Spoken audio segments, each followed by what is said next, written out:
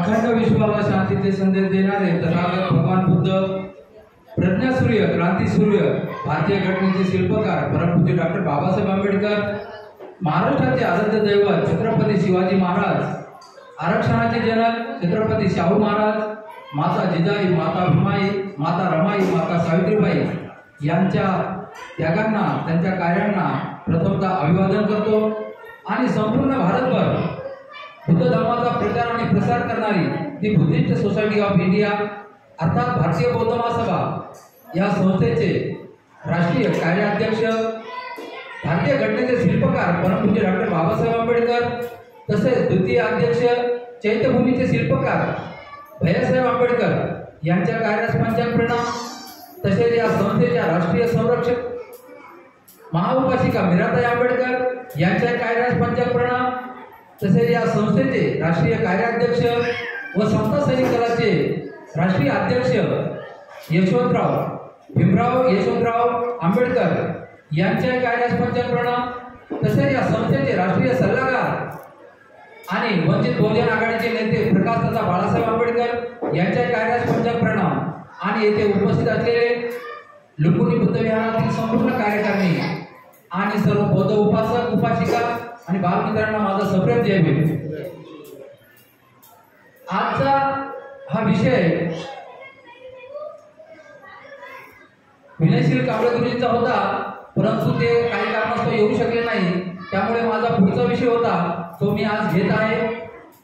स्वातंत्र्य दिन आणि डॉक्टर बाबासाहेब आंबेडकरांचं देशासाठी योगदान हा विषय मी घेणार आहे। त्यापूर्वी कालच श्रावण पौर्णिमा होऊन गेली, कारण बघा वर्षावासामधली ही महत्वाची पौर्णिमा होती। ताईने पण थोडक्यात सांगितलेलं आहे की डाकुले अंगुलीमाल यांची दीक्षा थोडक्यात महत्व सांगणार आहे आणि मी विषयाला सुरुवात करणार आहे। तर ह्या डाकू अंगुलीमाल याचं पहिलं सुरुवातीचं नाव होतं अहिंसक। बघा किती छान नाव होतं त्याचं, म्हणजे हिंसा न करणार, अहिंसक। परंतु असं काय घडलं की त्याच्या गुरुनं त्याला एक गुरुदक्षिणा म्हणून त्याला सांगितलं की तू 1000 माणसं मारायचे, त्याच्या करंगळ्याचं गळ्यात घालायच्या आणि मला आणून द्यायच्या, त्यावेळेस तुम्हाला गुरुदक्षिणा दिली असं मी समजेल।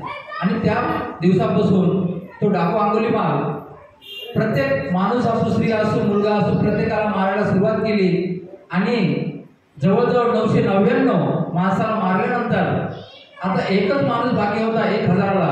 आणि त्यावेळेस ज्या ठिकाणी श्रावस्ती नगरीमध्ये भगवान बुद्ध आलेले होते आणि प्रसेनजित राजा त्या नगरीचा, तो खूप चिंताग्रस्त होता, कारण तो खूप प्रयत्न केले, त्याने सैन्याला पाठवलं आणि त्याला मारण्याचा प्रयत्न केला, परंतु तो मरत नव्हता आणि हे सगळं प्रयत्न करून तो थकलेला होता। आणि ज्यावेळेस भगवान बुद्धांना कळालं की हा डाकू अंगुलीमाल खूप खतरनाक आहे आणि तो प्रजेला खूप त्रास देतोय, तर त्यावेळेस भगवान बुद्धांनी विचार केला आणि ते ज्या ठिकाणी तो राहत होता जंगलामध्ये, त्या ठिकाणी दुसऱ्या दिवशी भगवान बुद्ध निघाले होते। आणि ज्यावेळेस त्या रस्त्याने चालले त्यावेळेस बरेच माणसं भगवान बुद्धाला बोलत होते, तुम्ही इकडे जाऊ नका, हा डाकू अंगुलीमालेचा एरिया आहे। परंतु भगवान बुद्धांना ऐकलं नाही, त्यांनी विचार केला की आपण या माणसाला भेटूया। आणि मग जेव्हा त्या रस्त्याने चाललेले होते त्यावेळेस काय झालं, हा झोपडीमध्ये राहत असताना त्यांना बघितलं भगवान बुद्धांना आणि हा त्यांच्या मागे धाव सुटला होता। पण घडलं काय, सिद्धार्थ गौतम एकदम शांत चित्ताने चाललेले होते आणि हा डाकू अंगुलीमाल जोरात पळत होता आणि ते त्याला म्हणजे सापडत नव्हते, असं वाटत होतं की ते खूप पळत आहे। पण सिद्धार्थ गौतम शांततेने चाललेला असताना मग यांनी विचार केला आणि आवाज दिला, ए संन्यासा थांब। त्यावेळेस भगवान बुद्ध थांबल्यानंतर तो डाकू अंगुलीमाल म्हणतो की मला तुला मारायचंय आणि तुला मारल्यानंतर माझा जो पण आहे तो पूर्ण होणार आहे। त्यावेळेस सिद्धार्थ गौतमाने भगवान बुद्धांनी शांततेने ऐकून घेतलं आणि सांगितलं की तू आतापर्यंत एवढे माणसं मारलेस, कोणाचे वडील होते, कोणाची आई होती, कोणाचा मुलगा होता, आणि तुला काय मिळालं? ते तर लोक दुःखी झालेले आहेत, त्यांचा परिवार दुःखी झालेला आहे, तुला त्याचं समाधान मिळालंय काय? तर त्यावेळेस त्यांनी विचार केला आणि भगवान बुद्धानं ज्यावेळेस त्याला थोडक्यात सांगितलं, धम्मदेशना दिली, त्यावेळेस त्याला पटलं की खरोखर मी जेवढे माणसं मारले ती खूप मोठी चूक केलेली आहे. आणि त्यावेळेस ते भगवान बुद्धांच्या चरणी नतमस्तक झाला होता डाकू अंगुलीमाल. आणि हे सगळं घडलं असताना ज्यावेळेस त्यानं सांगितलं की आता मी तुमच्याबरोबर राहणार आहे आणि मला तुझ्याबरोबर यायचे, मला दीक्षा द्या, आणि भगवान बुद्धांनी त्याचं शिरमुंडन केलं आणि चिवर घालून त्याला सोबत घेतलं आणि त्या नगरीमध्ये दुसऱ्या दिवशी निघाले. आणि ज्यावेळेस ते राजा, त्या राजाने, प्रसिद्ध राजाने सभा बोलवली होती आणि त्या सभेमध्ये याचाच विषय होता डाकू अंगुलीमालचा, की कशा पद्धतीनं त्याला मारायचंय किंवा कसं युद्ध करायचंय. आणि त्यावेळेस भगवान बुद्ध तिथे आलेले होते आणि त्यांनी ते सर्व ऐकलं आणि त्यांनी ते सांगितलं राजाला, राजा, मी जर असं केलं की त्या डाकू अंगुलीमालाला जर घेऊन आलेलं असेल तर राजाला विश्वास बसत नव्हता. कारण का राजाला माहित होतं हा खूप खतरनाक डाकू आहे. परंतु भगवान बुद्धाने सांगितलं की नाही, मी त्याला आणलंय आणि माझ्या सोबत आलेला आहे आणि तो माझा शिष्य बनलेला आहे. त्यावेळेस राजाने त्याला विचारल्यानंतर त्याचं नाव विचारलं, त्याचं आईवडिलांचं नाव विचारलं, त्याचं कोणता खानदान आहे, कुळ आहे, वंश आहे, सगळं विचारल्यानंतर ते राजाला पटलं, खात्री झाली. आणि त्यानंतर राजाला समाधान झालं आणि त्या प्रजेला सुद्धा समाधान झालं होतं. असा हा श्रावण पौर्णिमेचा दिवस होता. दुसरं महत्व आहे धम्मसंगीती. पहिली धम्मसंगीती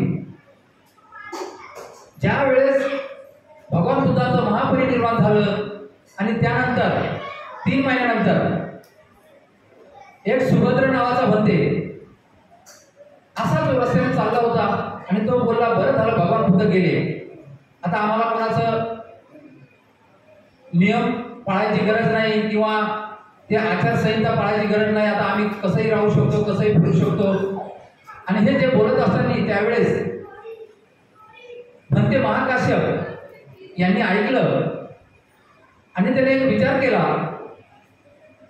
की तथागतांना जाऊन 3 महिने झालेत आणि त्यानंतर जर असं जर भंते आणि भिक्खू जर लोक जर असं जर त्याच्याविषयी जर बोलत असतील तर हा प्रश्न खूप गंभीर आहे. आणि त्यावेळेस त्या अजातशत्रू नावाच्या राजाकडे हे महाकाश्यप गेले आणि त्यांनी सांगितलं असं असं घडलंय. मग त्यावेळेस अजातशत्रू नावाच्या राजाने ह्या धम्मसंगीतीचं, पहिली धम्मसंगीतीचं नियोजन केलं आणि त्या नियोजनाचं अध्यक्षपद महास्थवीर महाकाश्यपांना दिलं होतं. आणि त्यामध्ये विनय पिटक सांगायचं काम महास्थवीर उपालीला दिलं होतं आणि शुद्ध पिटक सांगायचं काम भंते आनंदला दिलं होतं. आणि त्यावेळेस हा संपूर्ण खर्च, नियोजन, भंते लोकांचं भोजन हे सगळं अजातशत्रूनं केलं होतं. आणि त्यावेळेस जवळजवळ 500 अजंत भिक्खू होते आणि ती धम्मसंगीती जवळजवळ 9 महिने चालली होती. आणि त्यावेळेस ह्या 2 भंतेनी, भंते आनंद आणि भंते उपाली यांच्याकडून, ज्या या धम्मसंगतीचे अध्यक्ष होते महाकाश्यप, यांच्याकडून प्रश्न उत्तर उच्चारून घेतले आणि जो काय धम्म आहे तो सांगितला. आणि 500 त्या अनंत भिक्खूंनी ऐकून घेतला. आणि तेव्हापासून हा बुद्ध धम्म लिखाणामध्ये आणि नंतर सुरुवात झाली लिहिण्यासाठी. कारण तोपर्यंत कोणीच त्यावेळेस अशी सुविधा सुद्धा नव्हती लिहिण्याची. आणि नंतर मग ह्या 500 भिक्खूंना तो धम्म ऐकल्यानंतर मग तो सगळ्यांना सांगितला गेला, त्यांनी लक्षात ठेवलं आणि तिथून पुढे धम्माचा प्रचार आणि प्रसार चालू झाला होता. त्यावेळेस सुद्धा श्रावण पौर्णिमा होती. हे श्रावण पौर्णिमेचं दुसरं महत्व होतं. अशा पद्धतीनं आपल्या बुद्ध धर्मामध्ये प्रत्येक पौर्णिमेला खूप खास महत्व असतं आणि त्या प्रत्येक पौर्णिमेमध्ये काही ना काहीतरी चांगल्या गोष्टी घडलेल्या असतात. तसेच या श्रावण पौर्णिमाला सुद्धा या 2 महत्त्वाच्या घटना घडल्या होत्या. त्यानंतर आता आपण आपल्या विषयाकडे वळूया. कारण श्रावण पौर्णिमाचं महत्व मी तुम्हाला थोडक्यात सांगितलेलं आहे. आणि आपला हा विषय जो महत्त्वाचा आहे की 15 ऑगस्ट आणि डॉक्टर बाबासाहेब आंबेडकरांचं देशासाठी योगदान. कारण बघा, ज्यावेळेस भारत देश स्वतंत्र झाला 15 ऑगस्ट 1947 ला, त्यावेळेस काय झालं खूप मागासवर्गीय दलित जे अस्पृश्य लोक होते, खूप मागासलेले होते प्रत्येक बाबतीमध्ये, शैक्षणिक म्हणा, राजकीय म्हणा, आर्थिक बाबतीत म्हणा, कुठल्याच गोष्टीमध्ये पुढे नव्हते. आणि त्यावेळेस डॉक्टर बाबासाहेब आंबेडकर विचार करत होते. कारण बघा, प्रत्येकाला आपण तर अभ्यासू आहोत, कारण ज्यावेळेस देश स्वतंत्र झाला त्यावेळेस बऱ्याच लोकांना माहीत नाही की डॉक्टर बाबासाहेबांचं ह्या देशासाठी काय योगदान आहे. परंतु सगळ्यात मोठं योगदान म्हटलं तर डॉक्टर बाबासाहेब आंबेडकरांचंच आहे ह्या स्वातंत्र्यामागे. आणि तोच विषय आज मी तुम्हाला समजून सांगणार आहे. कारण त्यावेळेस अशी परिस्थिती होती की जो आपला समाज होता, अस्पृश्य समाज, त्यामध्ये सगळे जातीचे आले, दलित, मुस्लिम, हिंदू, शीख, तर त्या समाजाला असं दिशा देणारा कोणीच नव्हतं. आणि मग ज्यावेळेस देश स्वतंत्र झाला त्यावेळेस बाबासाहेब आंबेडकरांनी एक विचार केला होता, देश तर स्वतंत्र झालाय, परंतु आपण ह्या समाजासाठी काय करायचंय आणि त्याच्यापर्यंत पोहोचायचं असेल, त्यांना प्रबोधन करायचं असेल तर आपण काय केलं पाहिजे. मग त्यांनी सुरुवातीला त्यांच्या मनात विचार आला. आणि मग ज्यावेळेस 31 जानेवारी 1920 साली मूक नायक नावाचं, म्हणजे मुक्या समाजाचं एक दैनिक वृत्तपत्र काढायचं ठरवलं आणि ते सुरू केलं. कारण त्या वृत्तपत्रामध्ये बाबासाहेबांनी समाजासाठी प्रबोधन करायचं आणि समाजाला चळवळीमध्ये कसं आणायचंय हे ठरवलं. आणि म्हणून त्यांनी सुरुवात केली होती हे मूक नायक वृत्तपत्र काढून. अशा प्रमाणे बाबासाहेबांनी ज्यावेळेस देश स्वतंत्र झाला त्यावेळेस या मूक नायक पासून सुरुवात केल्यानंतर सुरुवातीला काय घडलं, ज्यावेळेस स्वातंत्र्य झालं, स्वातंत्र्यानंतर राज्यघटना लिहायची वेळ आली. राज्यघटना लिहायच्या टायमाला काय घडलं की जी घटना समिती होती त्या घटना समितीमध्ये काँग्रेसने ठरवलं होतं की बाबासाहेब आंबेडकरांना बिलकुल आतमध्ये येऊ द्यायचं नाही. कारण आता देश तर स्वातंत्र्य झाला होता, मग आता आपल्याला घटना चालवायची आहे, काय करायला पाहिजे. मग ह्यावेळेस या भारत देशातल्या महत्वाच्या नेत्यांनी जसं पंडितलाल नेहरू यांनी बाहेर देशामध्ये पाठवलं होतं त्यांच्या बहिणीला विजयालक्ष्मीला. आणि त्यांनी सांगितलं की तू जा आणि आपल्या भारत देशाची घटना, राज्यघटना लिहायची आहे, तर त्यांना सांगून ये की आपल्या राज्यघटना लिहिणार आहेत का. त्यावेळेस अमेरिकेचे जे घटना लिहिणारे होते कॉन्ट्रॅक्ट पद्धतीनं ते तयार झाले होते. परंतु काय झालं, त्यांनी सांगितलं की मी तुमच्या भारत देशामध्ये असे 3 बॅरिस्टर आहेत आणि त्यांनी जर नाही लिहिली राज्यघटना तर मी तुम्हाला लिहून देईन. आणि हे ज्यावेळेस पंडित नेहरूंच्या बहिणीनं विजयालक्ष्मीनं त्यांच्या भावाला येऊन सांगितलं त्यावेळेस त्यांनी सुरुवातीला काय केलं, बघा बाबासाहेब आंबेडकर एवढे मोठा नेता होता तरी जातीवाद होता, विषमता होती, एवढे शिकलेले होते. कारण भारत देश स्वातंत्र्य होण्यापूर्वी ज्यावेळेस इंग्रजांचं राज्य भारतामध्ये होतं त्यावेळेस इंग्रजांच्या राज्यामध्ये डॉक्टर बाबासाहेब आंबेडकरांकडे 5 मंत्रिपद होते. बघा एवढी दूरदृष्टी इंग्रजांकडे सुद्धा होती की बाबासाहेब एवढे हुशार होते, त्यांना 5 मंत्रिपद दिले होते. आणि त्या मंत्रिपदाचा उपयोग आजही होतोय आपल्याला. कारण बघा त्यावेळेस मजूर मंत्री होते, बांधकाम मंत्री होते, जल मंत्री होते. आज आपल्या कामगारांना 8 तास आहेत, PF आहे, विथ वेजेस आहे, म्हणजे लेवी आहे, सुट्ट्या आहेत. हे सगळं कोणाचं देणं आहे, डॉक्टर बाबासाहेब आंबेडकरांचं देणं आहे. कारण त्या काळामध्ये जवळजवळ 18 ते 12 तास काम करावं लागत होतं. परंतु त्यांनी इंग्रजांना समजून सांगितलं आणि त्यावेळेस त्यांना 8 तास हे कामाचे असावेत म्हणून त्याच वेळेस त्यांनी तयार करून ठेवलं होतं. हे बाबासाहेब आंबेडकरांचं योगदान आहे. त्यावेळेस 13 महिने होते वर्षाचे, 13 महिन्याचा पगार कसा द्यायचा म्हणून बाबासाहेब आंबेडकरांनी इंग्रजांना एक समजून सांगितलं की तुम्ही 12 महिन्याचाच पगार देऊ शकता, 13 महिन्याचा देऊ शकत नाही. 13 महिने तुम्ही काम करून घेतायत. त्यावेळेस त्यांना समजून सांगितलं की 13 महिने तुम्ही काम करून घेतल्यानंतर 13व्या महिन्याचा तुम्ही पगार दिला पाहिजे. त्या कोणत्या याने द्यायचा आहे. त्यावेळेस बाबासाहेब आंबेडकरांना एक विचार केला की की भारतामध्ये सगळ्यात मोठा सण आहे दिवाळी, आणि या दिवाळीच्या दिवशी तुम्ही तो बोनस म्हणून त्यांना तो पगार देण्यात यावा, हे बाबासाहेब आंबेडकरांची देण आहे. म्हणजे एवढी मोठी दूरदृष्टी डॉक्टर बाबासाहेब आंबेडकरांची होती. ह्या भारत देशामध्ये खूप मोठं योगदान बाबासाहेब आंबेडकरांचं आहे. मग घडलं काय? ज्यावेळेस त्या पंडित नेहरूच्या बहिणीने सांगितलं, त्यावेळेस त्यांनी सुरुवातीला बॅरिस्टर जयकर आणि बॅरिस्टर सप्रू आणि बॅरिस्टर आंबेडकर हे तीनच आपल्या भारत देशामध्ये बॅरिस्टर होते. मग सुरुवातीला त्या दोघांकडेही गेले. त्यांनी सांगितलं की आम्ही राज्यघटना लिहू शकत नाही. मग त्यावेळेस बाबासाहेब आंबेडकरांनी होकार दिला. त्यावेळेस मग त्यांना नाईलाज असतो डॉक्टर बाबासाहेब आंबेडकरांकडे जावं लागलं आणि ते घटना समितीचं काम त्यांच्याकडे दिलं.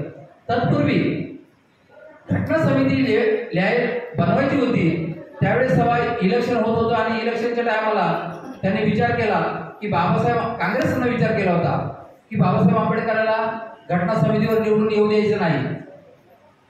परंतु काय झालं, पश्चिम बंगालमधून जोगेंद्रनाथ मंडल नावाची एक व्यक्ती होती, त्यांनी निवडून आणलं आणि जवळजवळ त्या घटना समितीमध्ये 293 सदस्य होते. आणि या समितीमध्ये ज्यावेळेस भारताची फाळणी झाली त्यावेळेस बाबासाहेब आंबेडकर पाकिस्तानमध्ये गेले आणि त्यांचा जो भाग होता, प्रांत होता, त्यामुळे त्यांचं सदस्य रद्द झालं होतं. नंतर जे बाळासाहेब खेर म्हणून महाराष्ट्राचे मुख्यमंत्री होते, त्यांनी त्यांच्या मंत्रिमंडळातील लोकांना विनंती केली आणि एक जागा खाली होती आणि त्यावेळेस त्यांनी बाबासाहेब आंबेडकरांना त्या जागेवरून निवडून पुन्हा घटना समितीवर आणलं. कारण त्याला माहित होतं की राज्यघटना लिहिण्याचं कोणाचंही काम नाहीये, बाबासाहेब आंबेडकरच लिहू शकतात. त्यांना ते कळून चुकलं होतं.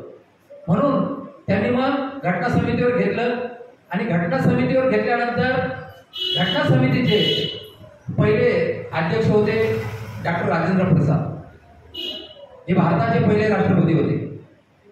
त्यानंतर मसुदा समिती, जी ड्राफ्टिंग कमिटी म्हणतात त्याला, ती स्थापन केली आणि त्या समितीचं अध्यक्षपद डॉक्टर बाबासाहेब आंबेडकरांकडे दिलं होतं.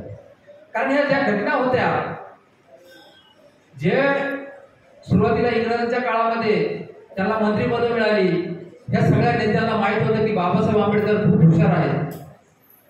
कारण ज्यावेळेस देश स्वतंत्र झाला त्यावेळेस इंग्रजांनी एक सायमन कमिशन पाठवलं होतं आपल्या भारत देशामध्ये. कशासाठी? सर्वे करण्यासाठी की मागासवर्गीय वगैरे कोण कोण काय इतर मागास जाती आहेत त्यांचं काय करायचंय. त्यावेळेस हे डॉक्टर बाबासाहेब आंबेडकर त्या सायमन कमिशनचे सदस्य होते आणि आपलं काय झालंय, काय घडतंय हे सगळं त्या इंग्रजांना दृष्टीस आणून देत होते. त्यामुळे इंग्रजांनी काय केलं, बऱ्याच गोष्टी होत्या की त्या आपल्या हिताच्या करून दिल्या होत्या.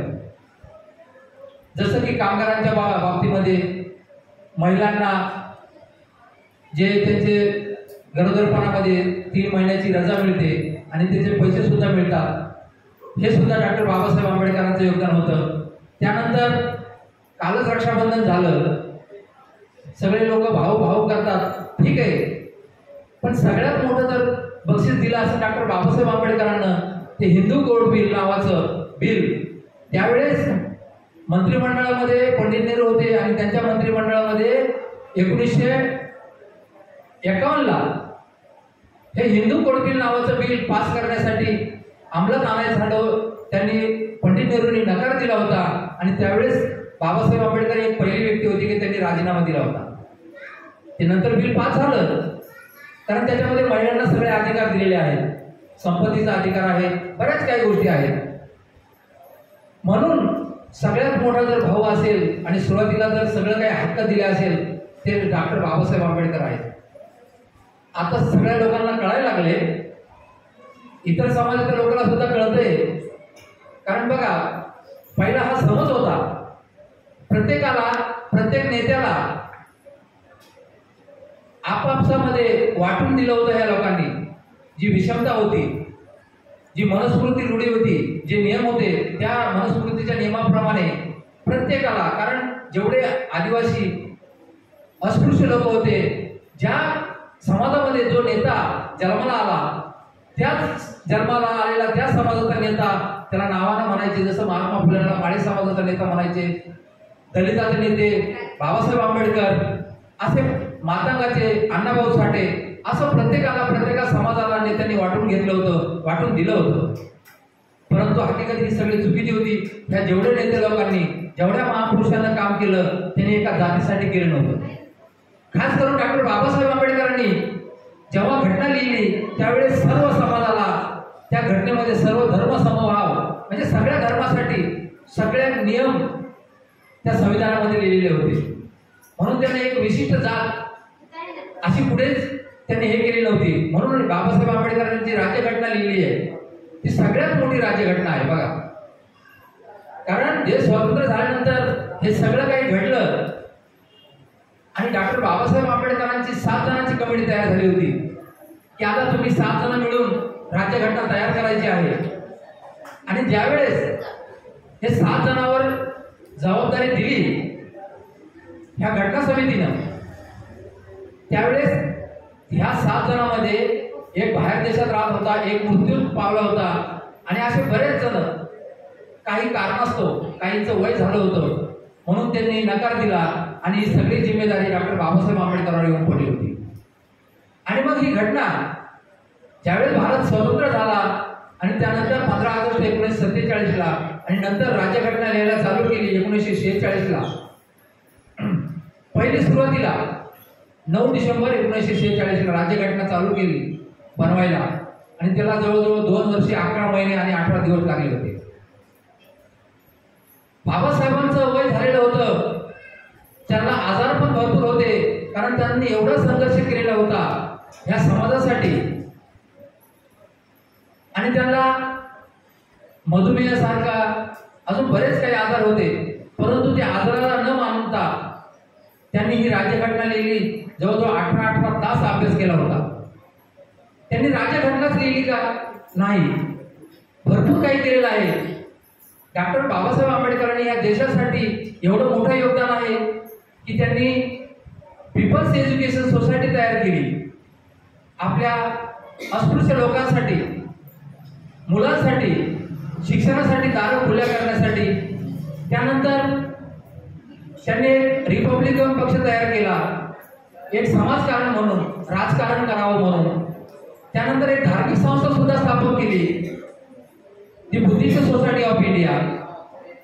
त्यानंतर बहिष्कृत हितकारी सभा ही सुरुवातीला संस्था तयार केली. म्हणजे बाबासाहेब आंबेडकरांनी एवढ्या संस्था तयार केलेल्या आहेत, शिक्षणासाठी वेगळी, धार्मिक संस्था वेगळी, राजकारणासाठी वेगळी. एवढ्या मोठमोठ्या संस्था डॉक्टर बाबासाहेब आंबेडकरांनी दिल्या होत्या या भारत देशासाठी. याचं खूप मोठं योगदान होतं. आणि ज्यावेळेस बाहेर देशातले इंग्लंडचे आणि अमेरिकेतले 2 पत्रकार आपल्या भारत देशामध्ये सर्वेक्षण करण्यासाठी आले होते, त्यावेळेस घडलं काय? 9 वाजता महात्मा गांधीच्या बंगल्यावर गेले हे 2 पत्रकार. त्यावेळेस महात्मा गांधी झोपलेले होते. त्यानंतर 9:30 वाजता बॅरिस्टर जिनाकडे गेले, त्यावेळेस बॅरिस्टर जिना सुद्धा झोपलेले होते. आणि त्यांनी विचार केला, मग आता काय करायचं? डॉक्टर बाबासाहेब आंबेडकरांकडे जायचं. ते 12 वाजता रात्री त्यांच्या घरी गेले आणि घरी गेल्यानंतर त्यांना कळालं की डॉक्टर बाबासाहेब आंबेडकर अभ्यास करतायत, वाचन करतायत. आणि त्या पत्रकारांनी बाबासाहेबांना विचारलं की आम्ही गांधींच्या घरी गेलो तेव्हा ते झोपलेले होते आणि बॅरिस्टर जिनाच्या घरी गेलो तेव्हा ते सुद्धा झोपलेले होते, परंतु आता रात्रीचे 12 वाजले, तुम्ही का जागाल? त्यावेळेस बाबासाहेब आंबेडकरांनी सांगितलं की माझा समाज झोपलेला आहे, त्याला जागृत करायचं आहे. त्यांचा समाज जागृत आहे म्हणून ते झोपलेले आहेत, परंतु माझा समाज झोपलेला आहे आणि त्यांना जागृत करण्याचं काम मला करायचं आहे, म्हणून मी जागा आहे. त्यावेळेस त्या दोन्ही पत्रकारांनी जवळजवळ त्यांच्यासोबत 1 तास चर्चा केली आणि ते निघून गेले. हे होतं बाबासाहेब आंबेडकरांचं खूप मोठं योगदान देशासाठी. त्यानंतर बाबासाहेबांनी ज्यावेळेस वृत्तपत्र मुकनाईक स्थापन केलं, प्रत्येक खेडोपाडी त्यांनी मोठमोठे लेख लिहित होते आणि प्रबोधन करत होते. त्या पेपरच्या माध्यमातून मग त्यांनी सुरुवात केली, चळवळीला चालू केलं आणि त्यांनी समाजकारण चालू केलं. कसं चालू केलं? सुरुवातीला 14 तळ्याचा सत्याग्रह केला पाण्यासाठी. कारण महाडमध्ये आपण सगळ्यांना जाऊन बघितलं असेल, तिथं जे छोटंसं तळं आहे ते सरकारी तळं होतं. तिथे कुत्र्या मांजराला पाणी पिण्याचा अधिकार होता, परंतु आपल्यासारख्या समाजाला, अस्पृश्य समाजाला पाणी पिण्याचा अधिकार नव्हता. बाबासाहेबांना काय करायचं होतं की हा अधिकार मिळवून द्यायचा होता, म्हणून तो 20 मार्च 1927 ला महाड 14 तळ्याचा सत्याग्रह केला. तुम्हाला सगळ्यांना माहीतच आहे, कारण सगळ्या खेडोपाड्यातून लोक तिथे गेले होते. 2 दिवस परिषद झाली आणि तो सत्याग्रह यशस्वी केला. कारण तिथे जे नगराध्यक्ष होते नाना टिपणीस म्हणून, त्याला पहिलं कागदपत्री व्यवहार केला आणि त्यानंतर त्यांनी जो ठराव पास केला आणि नंतर स्वतः डॉक्टर बाबासाहेब आंबेडकर त्या 14 तळ्यामध्ये सगळ्या समाजाला घेऊन गेले आणि उतरले आणि तिथं पाणी प्रशासन केलं होतं. परंतु झालं काय, तो अधिकार आपल्याला मिळाला, परंतु ह्या लोकांनी, जे सवर्ण होते त्या लोकांनी पुन्हा त्या पाण्याला स्वच्छ करण्यासाठी जवळजवळ काय ते 108 घागरी तिथं गोमूत्र टाकलं आणि पुन्हा तो मनाई केली होती. परंतु नंतर पुन्हा डॉक्टर बाबासाहेब आंबेडकरांनी तो सत्याग्रह यशस्वी केला आणि आजही तो आता आपल्याला खुला करून दिलेला आहे. तो सगळ्यात मोठा सत्याग्रह होता. म्हणजे हे बाबासाहेब आंबेडकरांचं ह्या भारत देशासाठी खूप मोठं योगदान आहे, अस्पृश्य समाजासाठी. त्यानंतरचा जो सत्याग्रह केला काळाराम मंदिराचा, काळाराम मंदिराचा सत्याग्रह जवळजवळ 5 वर्ष चालला. 2 मार्च 1930 साली हा सत्याग्रह चालू केला होता.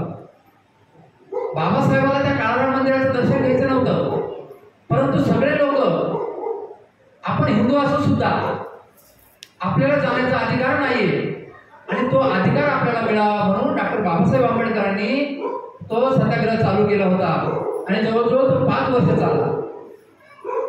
तो चालल्यानंतर बघा त्या ठिकाणी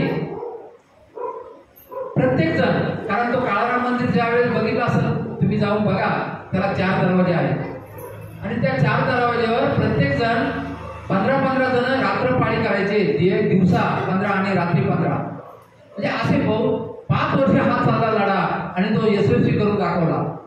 हा खूप मोठा इतिहासात नाव आहे या लढ्याचं की काळाराम मंदिराचा सत्याग्रह आणि 14 तळ्याचा सत्याग्रह, असे बाबासाहेब आंबेडकरांनी सत्याग्रह केला होता. त्यानंतर आपल्या समाजासाठी घटना तर लिहिली, त्यानंतर सत्याग्रह केले. त्यानंतर एवढा या ठिकाणी परिषद भरवली होती 13 ऑक्टोबर 1935 ला. कारण त्यांनी काय विचार केला होता, मी जन्माला आलो हिंदू धर्मामध्ये, हे माझ्या हातात नव्हतं, परंतु आता मी कोणत्या धर्मात मानणार आहे हे माझ्या हातात आहे. आणि ही ज्यावेळेस येवलेला परिषदेमध्ये घोषणा केली त्यावेळेस सर्व जाती धर्माचे लोक बाबासाहेबांकडे येत होते, बाबासाहेबांना विनंती करत होते की तुम्ही आमच्या धर्मात या.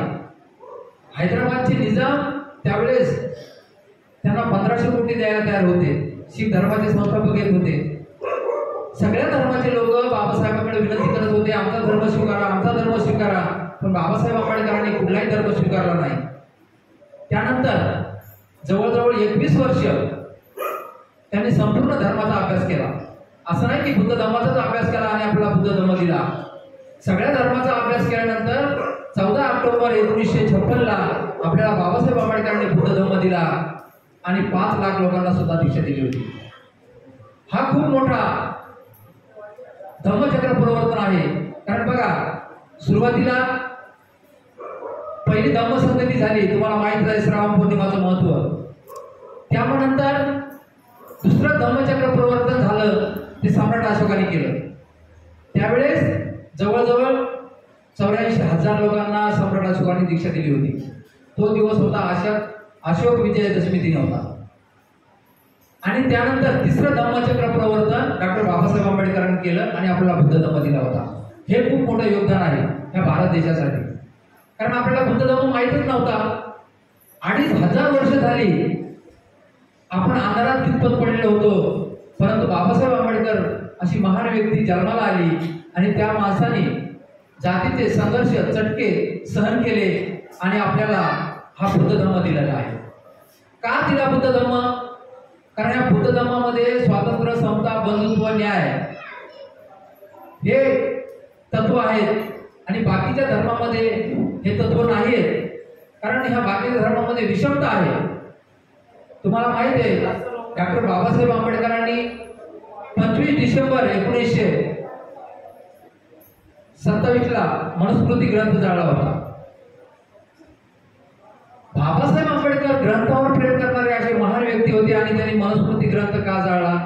त्याचं कारण होतं त्या ग्रंथामध्ये विषमता होती, अंधश्रद्धा होती, म्हणून तो जाळला. तो पुढे महाडलाच. कारण बघा त्यांचे जे मित्र होते ब्राह्मण, त्यांच्याच हातावरून जाळले. कारण बघा त्यांच्या हातूनच, कारण त्यांना माहित होतं की ह्या मनुस्मृतीमध्ये खूप जाचक अटी होत्या आणि त्या अस्पृश्यासाठी भयानक होत्या.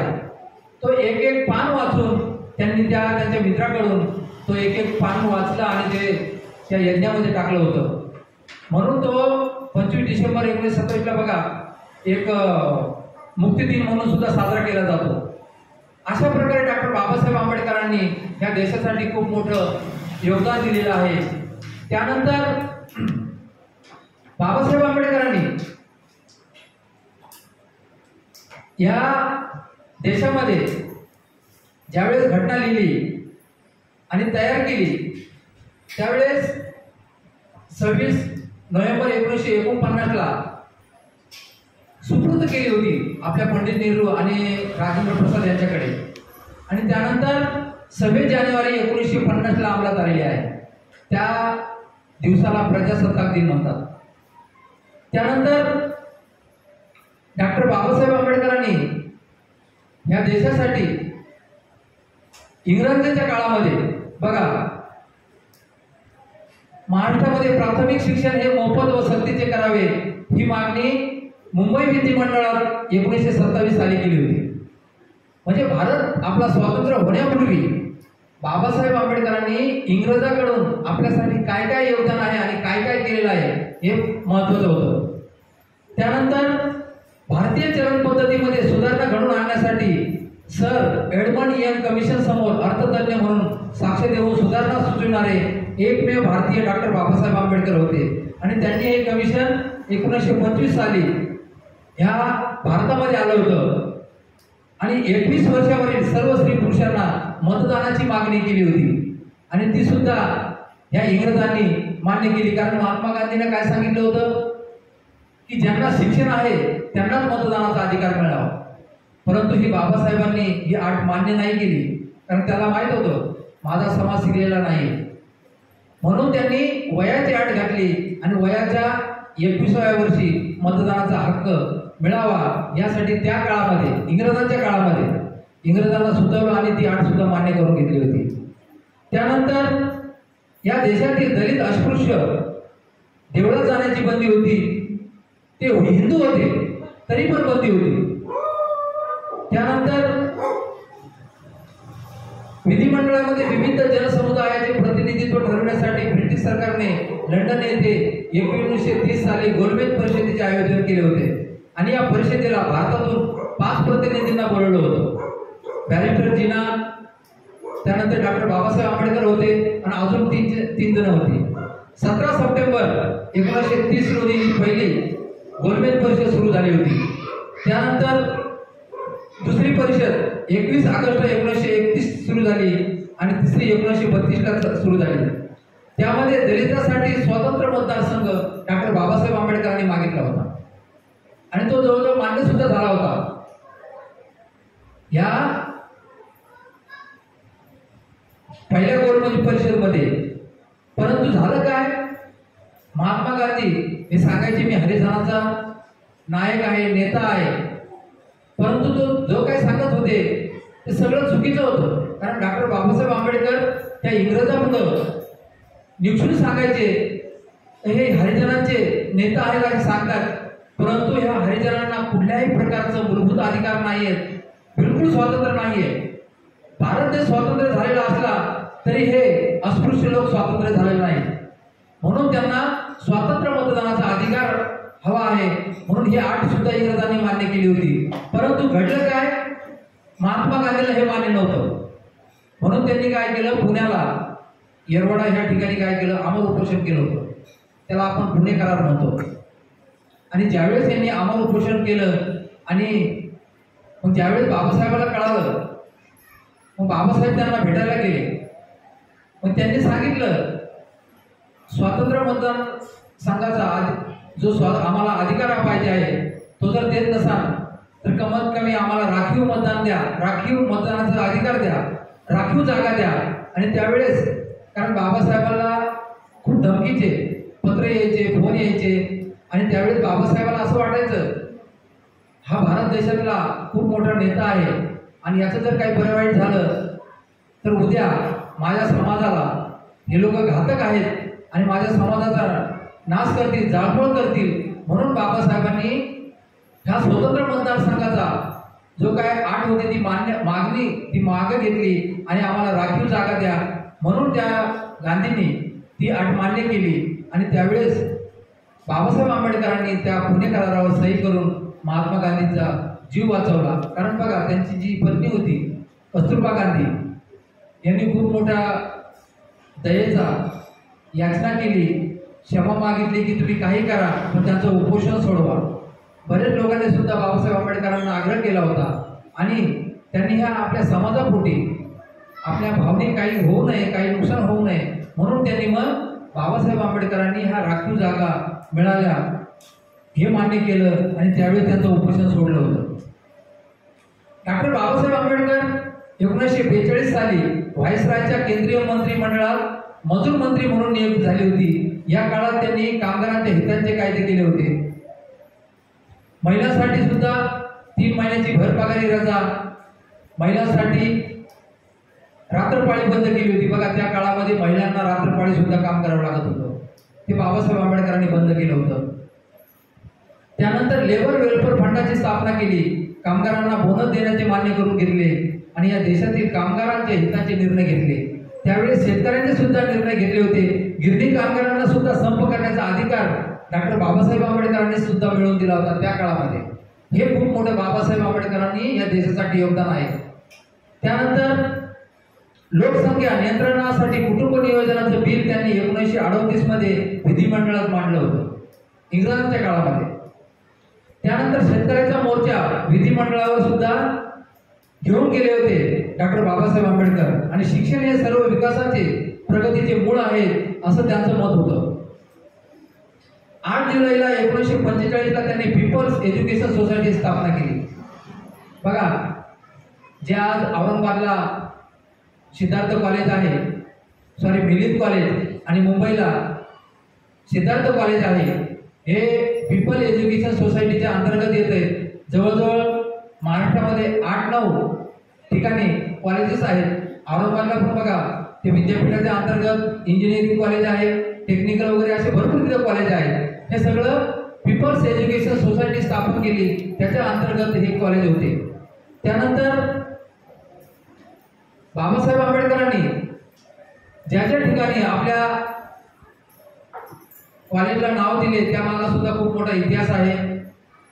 जसं की औरंगाबादला जे नाव दिलं होतं मिलिंद महाविद्यालय, कारण हा मिलिंद खूप मोठा राजा होता, ग्रीक राजा होता.